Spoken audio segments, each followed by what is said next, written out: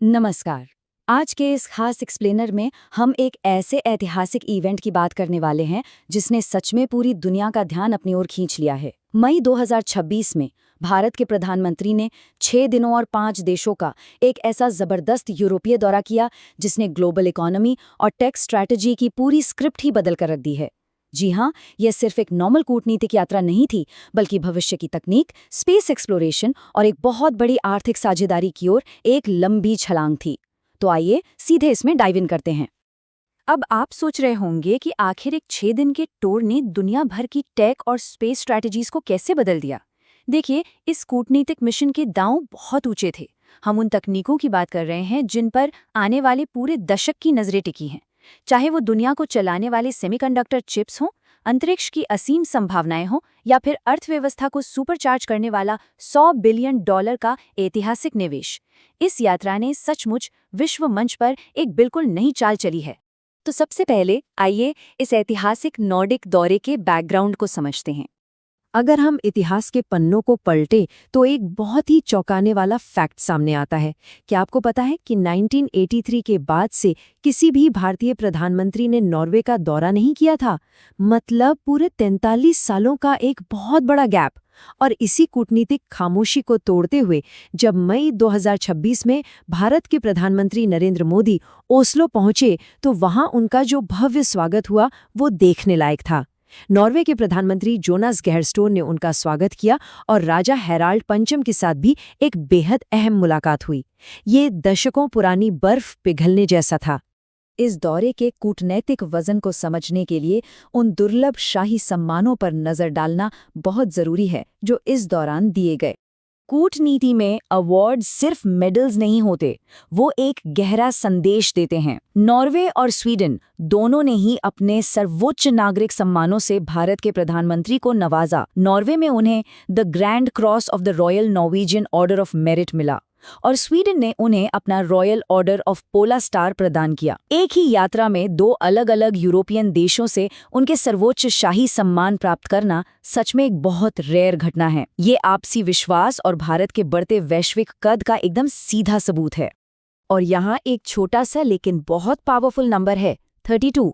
Norway से मिला ये ग्रैंड क्रॉस भारतीय प्रधानमंत्री को मिलने वाला 32वां अंतर्राष्ट्रीय पुरस्कार है। बिल्कुल, आपने सही सुना। ये कोई छोटी अचीवमेंट नहीं है। ये साफ तौर पर दिखाता है कि आज दुनिया भारत की विदेश नीति और लीडरशिप को कितनी गंभीरता से ले रही है। कूटनीति और सम्मान से आगे बढ़ते हुए अब बात करते हैं स्वीडन के उस समझौते की जिसने इस दौरे को एक बड़ा तकनीकी मोड़ दिया। स्वीडन में जो हुआ उसे एक बहुत ही कैची नाम दिया गया, मिशन सेमीकंडक्टर। नाम सुनकर किसी हॉलीवुड स्पाई थ्रिलर की फील आती है ना? लेकिन असल में ये एक ऐसा स्ट्रेटेजिक चिप एग्रीमेंट है जो ग्लोबल सप्लाई चेन्स को पूरी तरह से रीशेप करने का दम रखता है। आज के डिजिटल दौर में सेमीकंडक्टर्स ही सब कुछ हैं। तो इस मिशन सेमीकंडक्टर की खास बातें क्या है? स्वीडन में हुए इस बड़े समझौते का मेन गोल है दुनिया भर की महत्वपूर्ण चिप सप्लाई चेन्स को सिक्योर करना। हमने पिछले कुछ सालों में देखा है कि एक छोटी सी चिप की कमी कैसे पूरी दुनिया के ऑटोमोबाइल और स्मार्टफोन मार्केट को रोक सकती है। ये डील इसी रिस्क को कम करती है और लंबे समय के लिए एक तकनीकी आज़ादी यानी टेक्नोलॉजिकल सॉवरेनिटी की गारंटी देती है ताकि भविष्य में दूसरों पर निर्भरता कम हो सके। चिप्स और तकनीक को सुरक्षित करने के बाद चलिए नॉर्वे के उस मास्टर प्लान की तरफ चलते हैं जो समुद्र की गहराई से लेकर अंतरिक्ष तक फैला है। इस विजन को समुद्र से अंतरिक्ष यानी सी टू स्पेस मास्टर प्लान कहा गया है। ये पार्टनरशिप बहुत ही कमाल की है क्योंकि इसके 2 मेन पिलर्स हैं। पहला है समुद्र या कह लीजिए ब्लू इकोनॉमी, जहां सारा फोकस ग्रीन शिपिंग और रिन्यूएबल एनर्जी पर है। और दूसरा पिलर एकदम नेक्स्ट लेवल है, अंतरिक्ष। भारत की इसरो और नॉर्वे की स्पेस एजेंसी KSAT के बीच एक ऐतिहासिक साझेदारी पर मोहर लगी है। मतलब ये दोस्ती अब सिर्फ जमीन पर नहीं बल्कि ब्रह्मांड के रहस्यों को सुलझाने तक पहुंच गई है। और हाँ, इन सभी टेक और स्पेस डील्स के बीच ग्लोबल पीस को लेकर भी एक बहुत साफ संदेश दिया गया। ओस्लो में यूक्रेन और मिडिल ईस्ट के संघर्षों का जिक्र करते हुए ये कहा गया कि संवाद और कूटनीति ही एकमात्र रास्ता है। सैन्य संघर्ष सब कुछ हल नहीं कर सकते। ये स्टेटमेंट बिना कोई साइड लिए दुनिया में बातचीत और शांतिपूर्ण कूटनीति की अहमियत को मजबूती से सामने रखता है। अब हम उस पॉइंट पर आते हैं जिसने शायद सबसे ज्यादा सुर्खियां बटोरी। एक ऐसा आंकड़ा जिसने सबको चौंका दिया। जी हाँ, $100 बिलियन।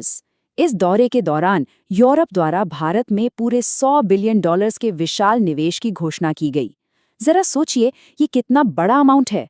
ये सिर्फ एक नंबर नहीं है, बल्कि भारत की इकोनॉमी और उसके फ्यूचर में यूरोप के पक्के भरोसे का सबूत है।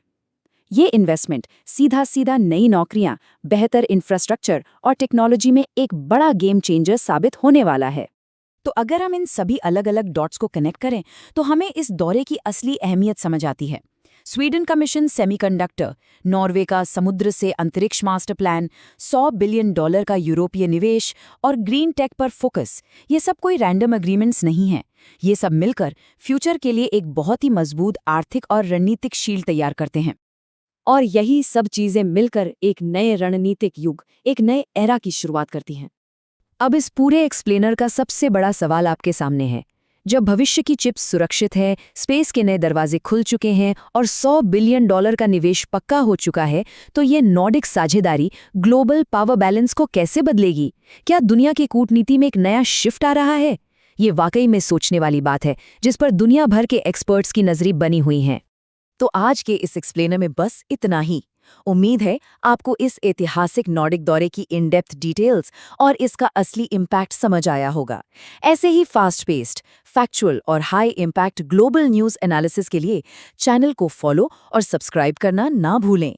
हमारे साथ जुड़ने के लिए आपका बहुत बहुत धन्यवाद।